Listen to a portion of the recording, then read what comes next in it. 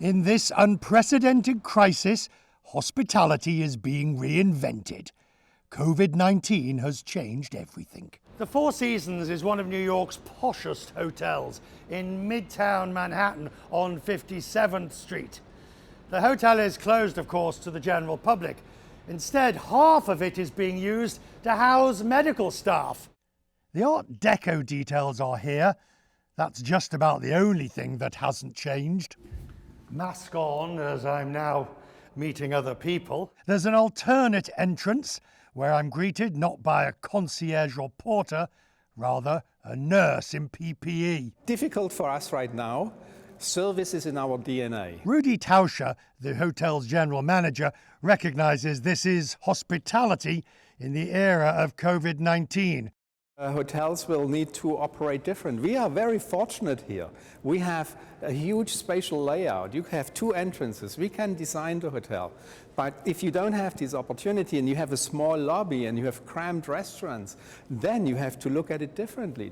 This Four Seasons is housing frontline workers, so their precautions are extreme. Now, that plan is being adapted for the general public. Rooms will be disinfected daily and receive black light inspection. Public spaces will be cleaned every hour, and kits with masks and hand sanitizer will be provided to guests. Four Seasons Global President Christian Clerk says they are working with health experts from Johns Hopkins. The more they learn, the more their policies will evolve. We want to have an approach that is based on science. You know, Richard, there's so much background noise here. And so Lead with Care is about being founded in facts and in science. And we're keeping in mind that there's so much we don't know about this virus. The world is starting to move. There's a glimmer of increasing demand for hotel bookings. According to hospitality analysis from STR, occupancy last week hit 32% in the United States. That's up from last month, but let's be blunt. It's less than half of what it was this time last year. This is not going to be a smooth ride. My sense is that every part of the world, every region is going to move at a different pace. You see it already, right, around the world. Different parts of the world, different region, applying different approaches. All hotels are now working out the logistics of how do you reopen in a COVID world. Should room service be allowed in? How often do you clean? Guests who don't want their rooms cleaned, sanitizing all these rooms on a daily basis. Should gyms be allowed? Spas? The list goes on and on. But you never thought you'd have to deal with these in your career, this sort of thing in your career? No, never. That's a new one. I've gone through financial crisis and 9/11 here in New York, and now COVID-19. It will reshape us. It will reshape this industry. The great advantage of a hotel is it is a refuge from home life. So said George Bernard Shaw.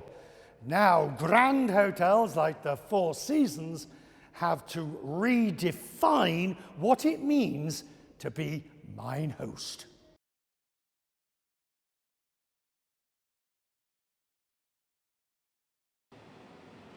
It's the moment restaurants along 23rd Street South have been waiting for. We've been heard. Day one of phase one of reopening after coronavirus restrictions limited them to takeout orders for the last 2 months. We've seen a lot in the 26 years. This is something like we've never seen before. An unprecedented challenge that for the Crystal City Sports Pub required unprecedented creativity as owner John Finlay and his staff take this first step toward recovery. We're excited because at least it's the beginning. You know, you can start seeing a glimmer of light a little bit. Since phase one of the Governor's Forward Virginia plan allows restaurants to open only for outdoor seating. What would you like? This place and many others opted to turn their parking lots into patios. Right about 9 o'clock, we had somebody here for breakfast. By lunchtime, we met customers like Terry Campo enjoying a cold beer. Oh, God, that's good. As he sits at one of several tables that have been set up 6 feet apart as social distancing requires. Customers happy to be here, and so are the servers. It's definitely going to help because the money's good. Though Simone Bassett and her co-workers have to work a bit harder for it, since their new outdoor setup actually sits across the street from the restaurant. whatever it takes to get back to business. We're all in this together. It's not one individual, it's not a street, it's everybody. They're coming to arrest us for that. Sirens must be coming to arrest us for eating. That's me.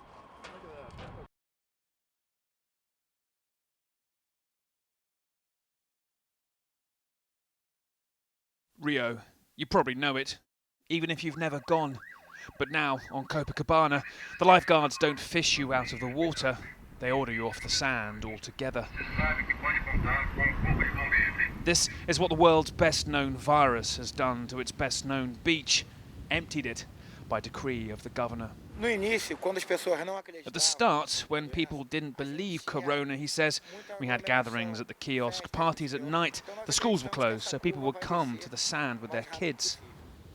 You're allowed on the promenade, even if it's tough to mask up and run. Local governors imposing these restrictions that have enraged Brazilian President Jair Bolsonaro, who's played down the disease. He said a lot of things that I don't like too, but I just voted him. Right. I voted him. My mother loves him. Your mother loves him. He can make bad words, but I can do it. I think it's good. Vote for him again after this or not? I'm not sure. And while COVID-19 means more cop in Copacabana, there is still space for a solitary Caparina kiosk. Almost. Miguel has never seen it this bad. It's the worst ever, he says. We're open to see if we can sell something. Being closed is worse. We doubt it'll be busy anytime soon. It's noon, and the first Caparina cocktail he's made. Foreigners are barred entry into Brazil. This iconic world, a mixture of people who know they probably shouldn't be here, and the homeless who still have nowhere else to go.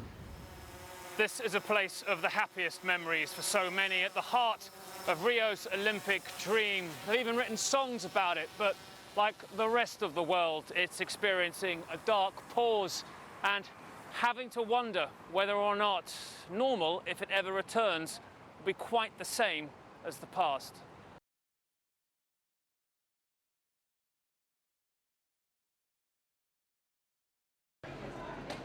If you're planning on flying sometime soon, there are steps you can take to keep yourself well. According to the Centers for Disease Control and Prevention, the first thing you need to assess before you do any traveling is, are you sick? If you have any symptoms, stay home.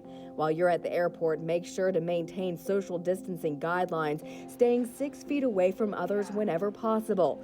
Wear a mask at all times, pay attention to every surface you touch, and have plenty of hand sanitizer available and ready to use frequently throughout your journey. CNN's chief medical correspondent, Dr. Sanjay Gupta, suggests getting to the airport early enough to walk to your terminal instead of taking the enclosed airport tram. Try not to touch surfaces at the gate, and even though airlines are taking extra steps to clean and sanitize planes in between flights, it doesn't hurt to do a little wiping down of the things at your seat when you board. Dr. Gupta says you'll want to turn the circulation knob above you on high to help move the air in front of you, possibly breaking up virus particles. Finally, if you don't feel comfortable traveling yet, contact your airline and try to move your trip. For today's Health Minute, I'm Mandy Gaither.